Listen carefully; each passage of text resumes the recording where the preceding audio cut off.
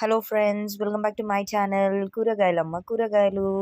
So ఈరోజు నేనైతే Sunday ఇలా పిల్లలని తీసుకుని బయట టెంపుల్స్కి విజిట్ చేశాను. వచ్చే దారిలో రైతులైతే కూరగాయలు హార్వెస్ట్ చేస్తుంటే నేను కూడా నాకు కావాల్సినవి అయితే కొనుక్కొచ్చుకున్నానండి.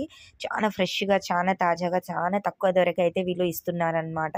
మనకు మార్కెట్లో దొరికే ప్రైస్ కన్నా ఇక్కడ వీళ్ళైతే మనకు డైరెక్ట్గా ఎంత తక్కువ ఫ్రెష్ వెజిటేబుల్స్ అయితే ఇస్తున్నారండి. అయితే నాకైతే ఇవన్నీ చూసి బోల్డంత ఆనందం వేసింది. సో ఇలా మనం కొనుక్కుంటేనే ఎంత హ్యాపీగా ఫీల్ అవుతున్నాము రైతుల దగ్గర నుండి. ఇంకా మనమే సొంతంగా పండించుకుంటే ఇంకెంత బాగుంటుంది అనిపించేసింది. సో ఇవన్నీ జస్ట్ నేను 20 రూపీస్కే కొన్నానండి. ఇంత పాలకూర, ఇదంతా కూడా ఇక్కడ పాలకూర, కోయికూర, సోయి కూర, పుంటి కూర అయితే ఉన్నాయి. అలాగే ఇందాక నేను ముల్లంగి మా అమ్మాయి పట్టుకుని వచ్చింది కదా, అవి జస్ట్ 20 రూపీస్ మాత్రమే.